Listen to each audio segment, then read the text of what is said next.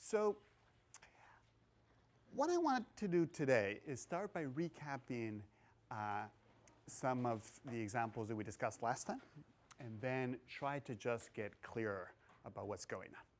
So let me briefly remind you of the two examples. So example one was the case of Bruno the time traveler, who goes back in time in the hopes of killing his grandfather and travels back to a time before grandfather had children.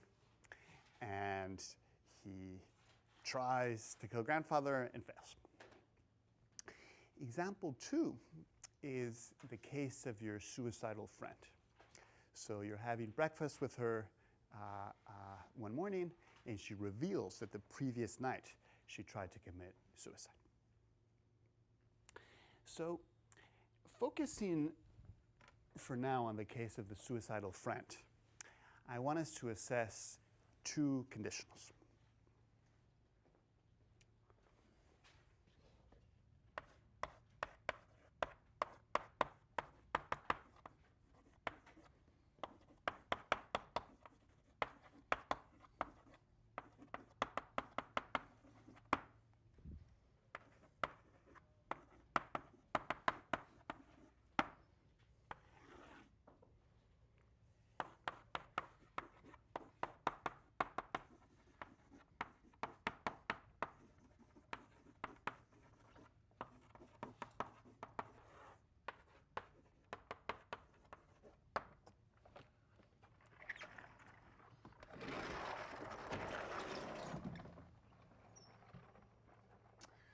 Okay, so I'll just read them out because I have bad handwriting.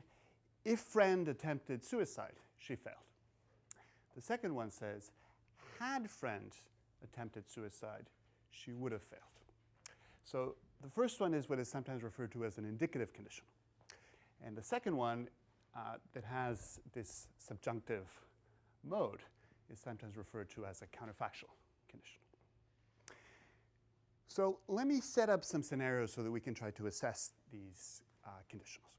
So for assessing the first one, suppose that you're with your friend at breakfast and she's telling you that last night she was thinking about suicide.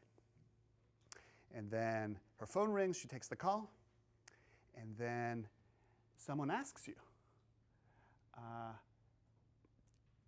what happened in the end? Did friend attempt suicide? And you say, well, I don't know whether she made an attempt in the end. But I do know this. If she attempted, she failed. How do I know it? Well, I know it because friend is right there. Had she attempted it and succeeded, she wouldn't be there. She would be dead. So in the proposed scenario, the top conditional is definitely true. There's no question. Now, what about the second one?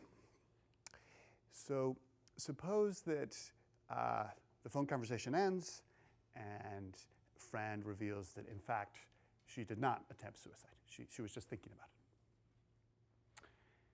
Then one can ask, well, what would have happened had she attempted suicide? Would she have failed? Well, we have no reason to think so. I mean, for all we know, she had a gun and the gun was loaded, and had she attempted it, she would have killed herself. So we get this weird asymmetry between the first case and the second case. Contrast that with a different kind of example. So suppose I just tell you, look, if you start work on Saturday, you'll finish your paper by Sunday. Say that that's true. Then Tuesday comes and you never did the work. It's still true if I say, had you started work on Saturday, you would have been done by Sunday. So a feature of the friend case is that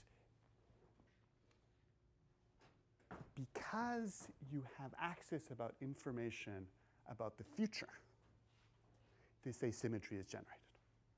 So I think what happens is that when you assess the one in the top, you leave fixed what you know about the future. So in this case, you know that she in fact survived.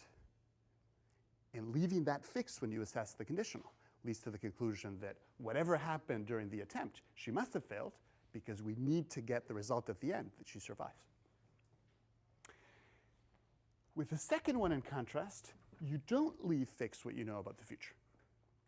What you say is, you say, okay, let's just consider this alternate scenario, a scenario in which she makes a different decision, proceeds otherwise, and then we see what happened. So maybe one way of thinking of it is that you know what happened. She did not attempt suicide and didn't die. But for assessing the second counterfactual conditional, what happens is that you just consider this different scenario where a miracle occurs.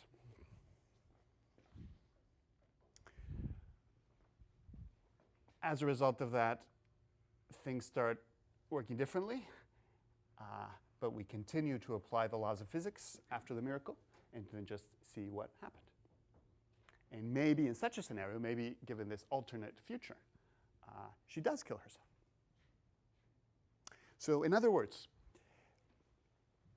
whereas for the top one, we keep fixed what we know about the future, in the second case, we don't keep fixed what we know about the future.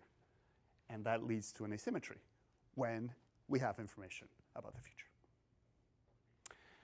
Now, what about a similar pair in the case of Bruno? So I'm going to write them down, and I want you guys to think about them. I think the issue is less clear. I think the intuitions are less clear, but I still want you guys to think about them.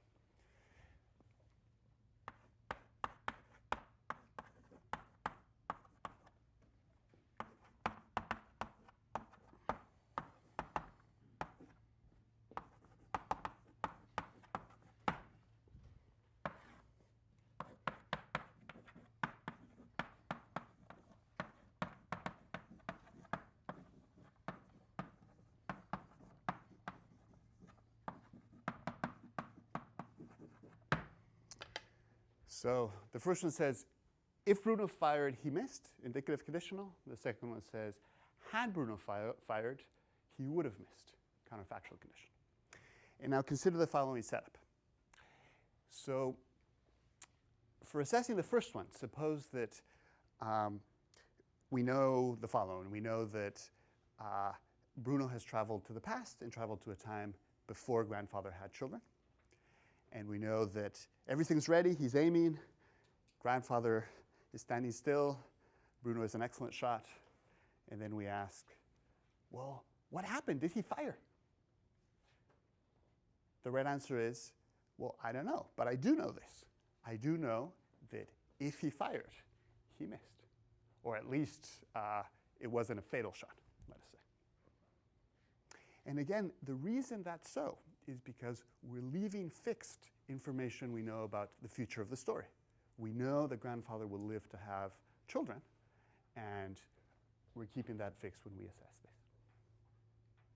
Okay, but now the second one, and this is what is likely to come across as more dubious to you guys. Suppose I continue with the story and tell you, in fact, Bruno didn't shoot, he lost his nerve. And then I ask, well, what would have happened had he fired? Is it true that had he fired, he would have missed? I claim that it's not clear. Just like you shouldn't conclude in the top case that had friend attempted suicide, she would have failed.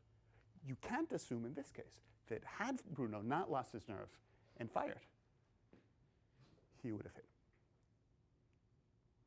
So what do people think? Do people think that the cases are exactly analogous? Yes. Oh, but wait, we need the microphone.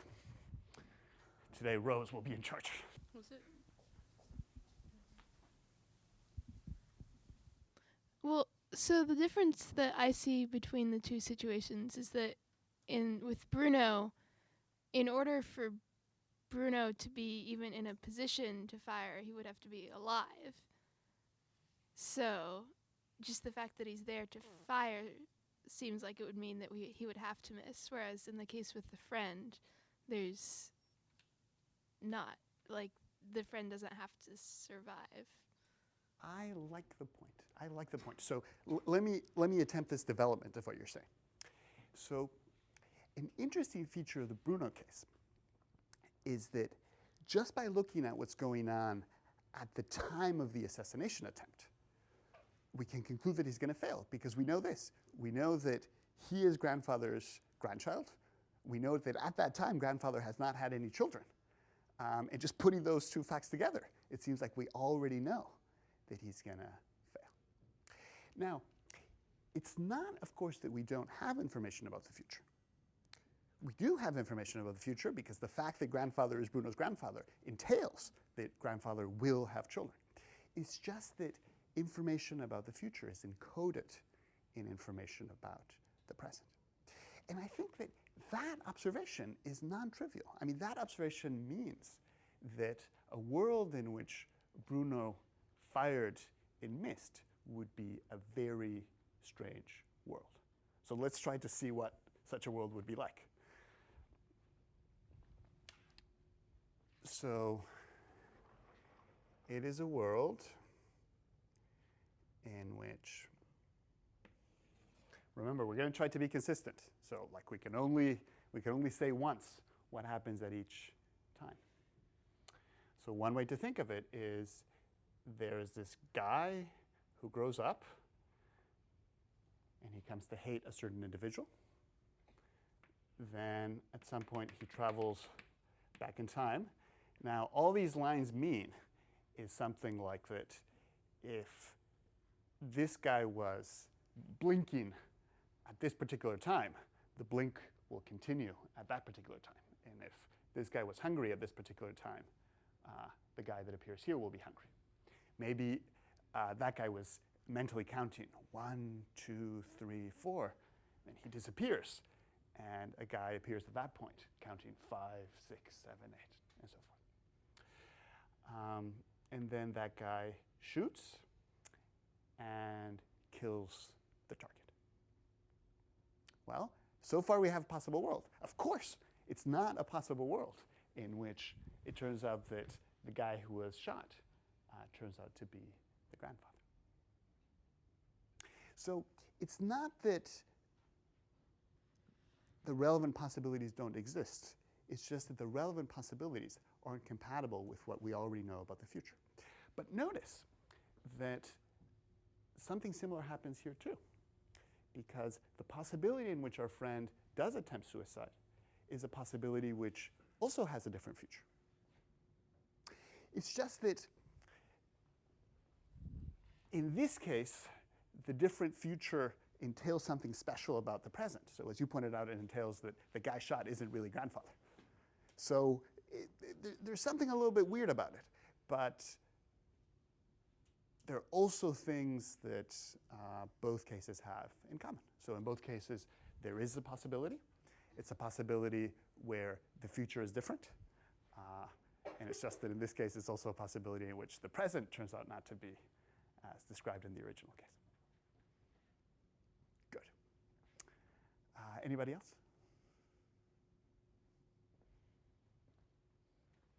Yes. So we know that he didn't, like, if he didn't fire, right, then he obviously didn't kill him. So maybe like the consistency of like the universe is encoded in the fact that like he like didn't have the nerve to fire. So he would never have fired. So it doesn't matter that had he fired, he would have missed or not, right? Because like that's where the consistency happens. I like what you're saying. Okay. This is going to force me to do something I should have done yesterday. So I'm glad I'm going to be able to do it today. So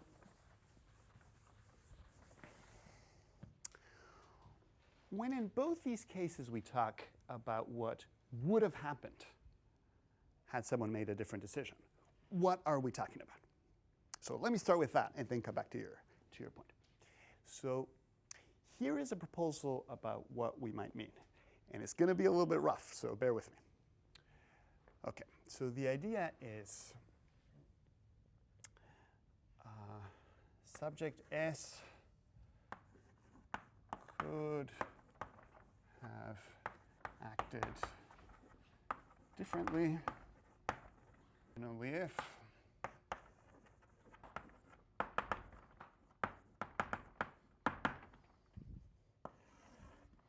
okay, so what I'm in the process of doing is try to give a definition of what it means to say that S could have acted differently. And I'm saying that he could have acted differently provided that there is a logically possible world, so not necessarily a world that obeys the laws of physics at all times, with certain features. And I'm going to list 4. So the first one is that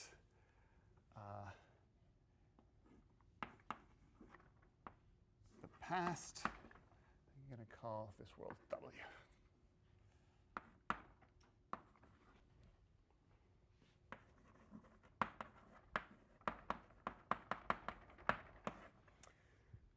So up to the time in which the relevant decision took place, the past of our logically possible world W matches the past of our actual world exactly. So we have the actual world, and we have W, and this is the crucial decision point, and up to that point, they are identical.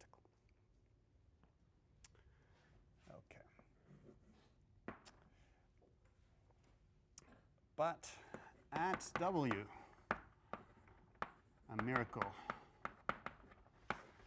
that is, a violation of the laws of physics, takes place at the relevant time. After that,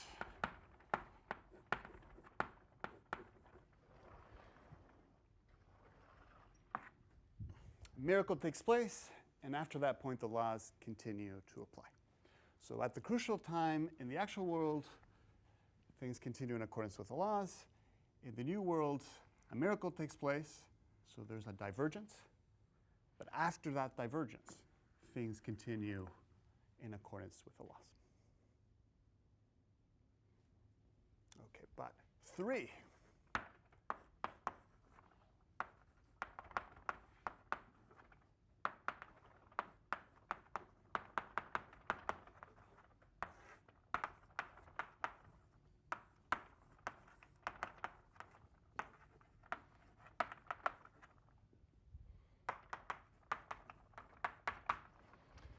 Okay, but crucially, the miracle is localized. It happens exclusively inside the relevant subject's brain. And not just that, it's minor enough that it doesn't really change the subject's psychological profile. So if I'm the subject and I like chocolate, then after the miracle, I'm going to continue to like chocolate. And if I believe that the Eiffel Tower is in Paris, then after the miracle, I'm going to continue to believe that the Eiffel Tower is in Paris. Okay, so the only thing that changes, and this is crucial,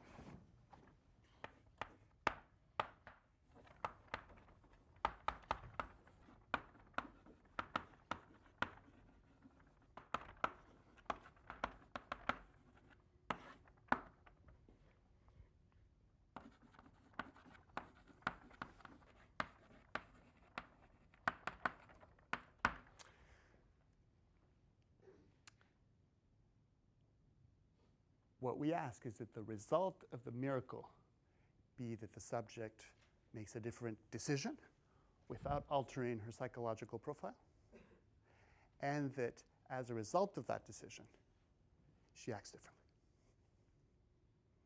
Okay, so to see what's going on, suppose that I am chained to this chair and that I stay put, so I do not get up.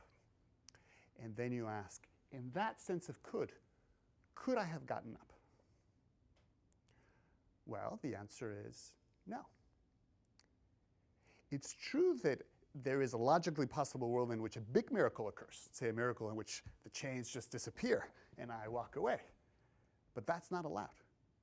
The only miracles that are allowed are tiny miracles inside my brain that change whether I decide to get up. And because I'm going to remain chained, that decision isn't going to result in my acting differently. But what about the decision to drop the eraser? So suppose that I, in fact, decided not to drop it. There's a logically possible world in which there's a tiny difference in my brain that causes me to make a different decision and drop the erasure. You have a question? About the chains we were just talking about. So you said we allowed just a tiny change in our brains, right? What about the tiny change occurred before you had the chains on? Oh, good. That is a good point. So in order for this to work, it's essential that the change take place at the right time. So it's essential that the change take place at the moment where you made the decision that you in fact made, or maybe like a tiny bit earlier. No, that's absolutely right. Okay, so now getting back to your question. So notice the following. This definition of could have acted otherwise is unfazed by determinism. This definition does not care whether we live in a deterministic world.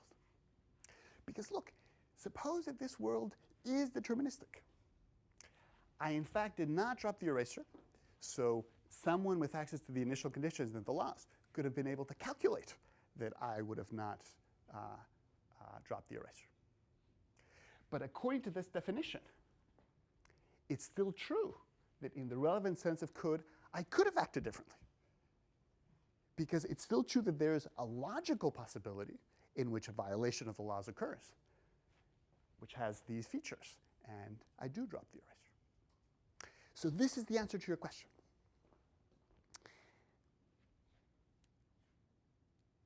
In assessing the counterfactual conditionals, I suspect that the notion of could and would that's relevant is one that is roughly along these lines.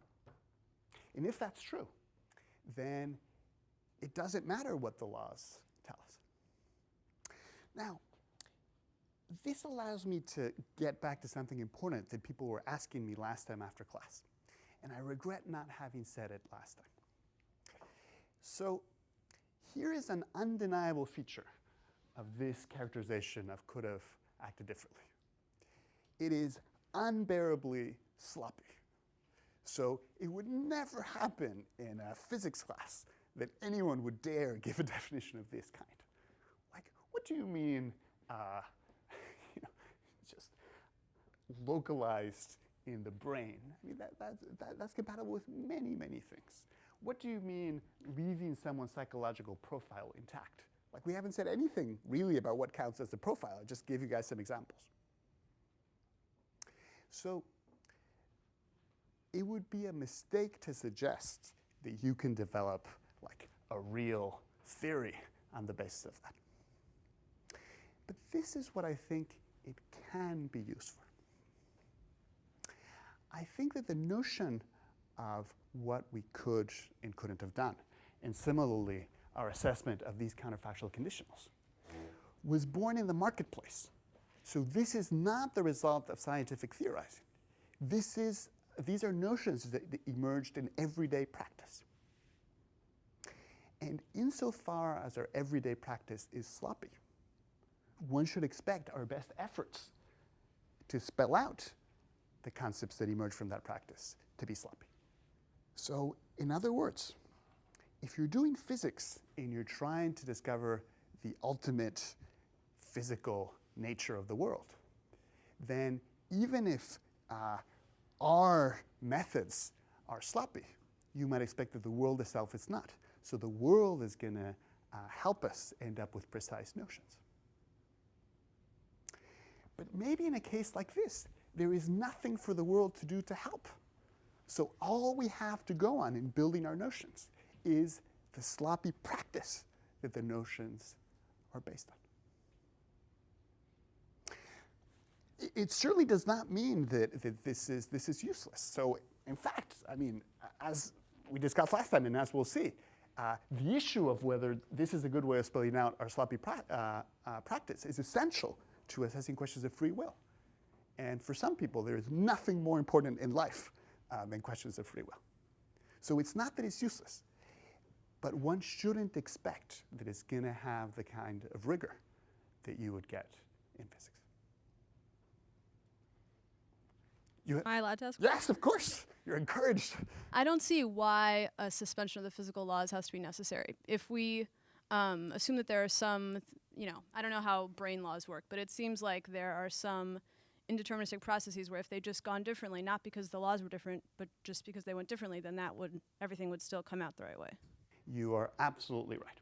So if we live in an indeterministic world, then you can have divergences of this kind that occur not because of a violation of the laws, but just because some indeterministic process works differently.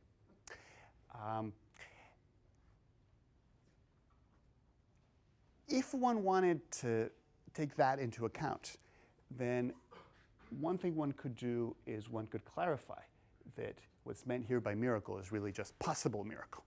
So we're allowed to violate the laws, though we don't have to.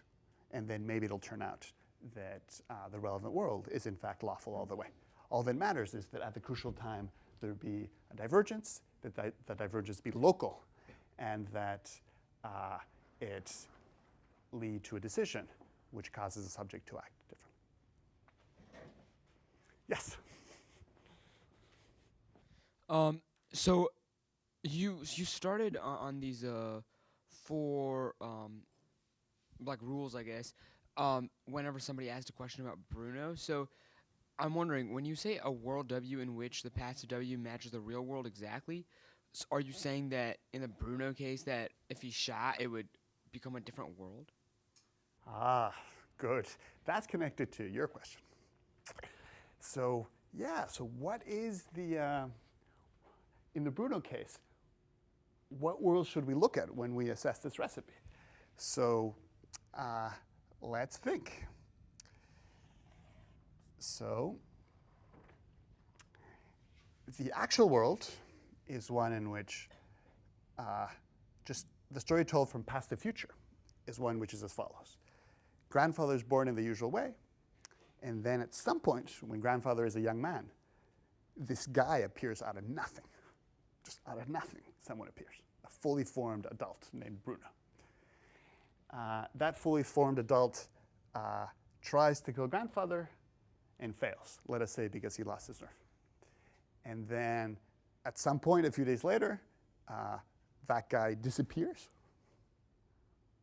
And then years later, Bruno has a daughter who has a son who gets called Bruno. And when he becomes a young man, he suddenly disappears. That's what the actual world looks like. So let's now apply the recipe. So let's suppose that at the crucial point in which Bruno lost his nerve, we allow. Whoa. Yes? Already. So you said that the dude appears, tries and fails, and then disappears. Yes. So that means he would be going back into the future at that point, right? I mean, that is our gloss on what's going on. So the reason. I mean, you just didn't mention that when you were at the end of the timeline, so I was just wondering. You sounded like he disappeared nowhere. So. No. I mean, so if one was just to describe, like time by time, what things happen, we would just talk about like who's where and who appeared out of nowhere. This information about who travels in time is something that we only get by looking at the entire mosaic and trying to identify patterns in it. Okay, so yeah, so there's this guy, so this is Bruno's appearance, and that's Bruno's disappearance. So maybe Bruno's appearance, Bruno's disappearance. This is the crucial point where, in fact, he lost his nerve. So then what we want our alternate world to be like is one which is exactly like this world in the past. So grandfather gets born, Bruno appears out of nothing, and at this crucial point, a different decision is made. He doesn't lose his nerve, a divergence takes place, and from that point on, the laws of physics continue to hold. So what's going to happen? Well, one thing that's certainly not going to happen is that grandfather has children, and one of them becomes Bruno. So we just end up in this very different world. We end up in a world in which just someone appears out of nowhere, kills someone else, and then just other things happen. I'm just a little confused because maybe I misunderstood what happened on Monday, but I thought you said, like in the Marty McFly example, that we weren't going to deal with different worlds in this class, and then we were talking about just to start staying in the same timeline. Right. So what I was talking about then was the idea that when we're told what reality is like according to the film, we want a single narrative. So in other words, we want there to be the timeline of what happens in the film, and we want to know what happens at each point. Now, what's interesting is that one can then ask a different question. One can say, okay, I understand the timeline of the film. Now I want to know what would happen if you made a little change someplace, and then applies the laws and gets something different. So I think that's easiest to see in the suicidal friend case. So in that case, we just have a story about what reality is like. It's one in which she thinks about suicide, she doesn't do it, goes and has breakfast, and so forth. And then you can say, okay, I agree that that's how the world is. Now tell me what it would have been like had a certain miracle taken place. So what Marty McFly does is completely different from what we're discussing. That's right, because Marty McFly's adventures are, according to the story, supposed to be what actually happened. So here's a different kind of film that someone might have made. So they might have first told a story of what actually happened, and then said, okay, but suppose he had done otherwise. And then what they do is they consider a different world in which things happen at some point a little bit differently. And then the narrative carries on. So that's a way of thinking about could, given this picture. So when you ask could questions, what you're asking is not about reality as it actually is. What you're asking about is about reality as it would have been according to a story where a little miracle takes place at a crucial point. And what happens with movies is that normally we don't expect them to be of that kind. Normally we just want the movie to tell us a single story about a certain reality according to the film. Okay. Now, I mean, the reason your two questions are connected is because whereas in the suicidal friend case or in the me shackled to the chains case, the divergent future is different from the actual future, but not that different. In the Bruno case, the divergent future is really different because it turns out that Bruno, rather than being grandfather's grandchild, actually isn't. I mean, we'll have to look at the details, but maybe he's nobody's child. Maybe he just appears out of nowhere and is on cast. So I think that you're right to point out that there is an asymmetry between the two cases. Okay, yes? Right. So just going back to what she said about how, like, it doesn't seem like you need a miracle if it's possible to be, if it's possible, like if you don't have determinism, like it does seem to me that that like the whole thing with the miracle is just to sort of escape determinism, because determinism lets you, I mean, term kind of requires that if you know something, if you know the state of the world, then you know the state of the world at every single point. But I was just wondering, like, is this, I guess, is this alternative interpretation plausible, where you say that, like,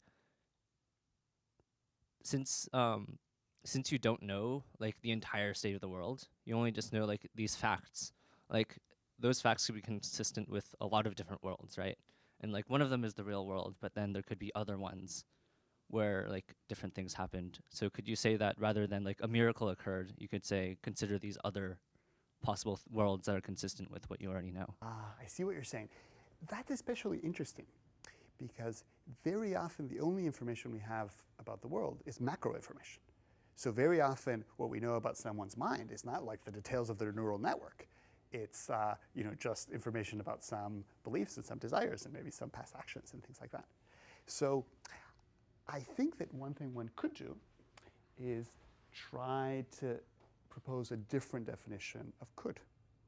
One which, instead of insisting that W matched the actual world in the past, whether or not we know about the relevant past events, maybe what we require is just a W match the actual world insofar as what we know about the actual world. And one could try the other definition out. So one could just see whether the notion of could one gets respects judgments of this kind. My suspicion is that this kind of definition will work better. But I think that the only thing we can do is develop it and test it and like look at cases and see what happens.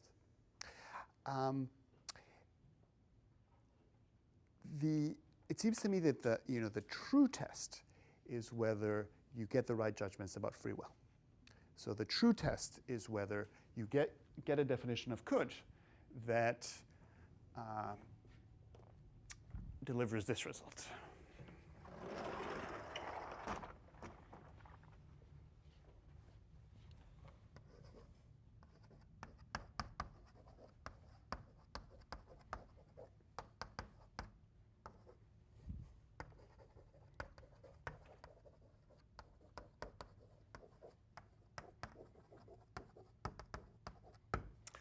So suppose we have this as a sufficient condition for acting freely. So we say, look, I'm not going to give you a full definition of free action, but I am going to tell you this. If S could have acted otherwise, then she acted freely. So a test for a revised definition of could is to see what happens when you spell out this could in the new way. See whether the notion of free will that you get matches our ordinary practice of ascribing free will to people in various circumstances. And to some extent, it's an empirical project. It's like the project of figuring out how people would judge different cases. Now that we've made, yes, you're going to be next. Now that we've made the connection with free will, I want to point you to something that you might think of as a disappointment. So at least, when I came into philosophy, I was sure that I was going to learn deep truths about things like free will. But on the picture I'm presenting here, free will turns out to be this incredibly boring thing. So free will, as understood here, is just a way of describing what goes on when it comes to alternate scenarios, which just contain a certain kind of miracle. So when saying that someone acted freely, you're not saying very much about anything deep. I mean, you're just talking about a scenario in which the person made a different decision and acted differently. I think partly for this reason, there are philosophers who reject this way of thinking. They think, look, if you end up with something this boring, then you've changed the subject. I think that they're mistaken. I mean, I think that sometimes when you think clearly about these issues, you end up with disappointing results. And the thing to do is to follow the arguments and embrace the disappointment, rather than clinging to one's initial preconceptions about what this is like. But I will not pretend that this is a fully resolved issue. So it seems to me, under this definition of free will, and that you only need at least, you need no more than two possibilities of choices of action. So it would still be reasonable to say that Bruno acted freely despite the fact that he never had the ability to shoot his grandfather. Is that a reasonable statement? So I think that if the definition delivers that conclusion, we have to throw the definition away. Because I think that our ordinary thinking about free will is connected to people having the ability to act otherwise. So the hope in setting forth this definition is that it captures what it is to have a certain ability. So the idea is that the people who have the ability are exactly the people who, given a certain miracle which causes them to make a different decision, they would have acted differently. That's what it is to have the ability. So the reason when I'm chained to the chair, I don't have the ability is that even if there is a miracle, I won't be able to get up. But I like what you say, because what you say suggests a way of testing this definition. So if one can find a case where intuitively we have the ability, and this says that you couldn't have acted otherwise, or where intuitively we don't have the ability, and this says that you could have acted otherwise, then we should discard the definition. Okay, so one last question, and we have to stop early for bureaucratic reasons. So, what if like the critical moment where the decision was made was before Bruno went back in time? Okay, then according to this definition, so by before, of course, you mean in the future. After the that moment, but before BA, or before like he disappears. Oh, okay. So what's happened is he's aimed, lost his nerve, not shot, and then thought, oh well, headed back towards the time machine, and then at that point, a small miracle. Like before he goes back in time to first shoot him. Okay, so we have the Bruno in the future, and before he heads into his time machine, which will cause him to reappear here? Yeah. Okay, so on this definition, we are not allowed to change the past. So if... But that doesn't have to be Bruno who like appeared and disappeared and tried to shoot his grandfather. Like if a man appeared and disappeared and tried to shoot his grandfather, and Bruno thinks it's him, then goes back and tries, right? But like he could also say it's someone else and then not go back. Okay, I think I see what you're saying. Let me describe the scenario, see if it corresponds to what you're saying. Okay, so in the past, someone appears out of nowhere, doesn't shoot, and then disappears. As things actually happen, there's someone who decides to go into a time machine and disappears thinking precisely the thought that the guy who appeared is thinking when he appears. But now consider an alternate scenario in which a small miracle happens, leads to a divergence, and in that alternate future, Bruno decides not to go back to the past. Then that is a world in which, as you point out, we have no reason to think that the guy who appears is Bruno. I mean, maybe he looks like Bruno, maybe he has like a mole in the same place, but he's not Bruno because Bruno never travels in time. So we have another example of what we were talking about earlier, where counterfactuals in time travel scenarios deliver worlds which are very, very weird. And I think that's part of the reason the Bruno case is in some ways disanalogous to the suicidal friend case.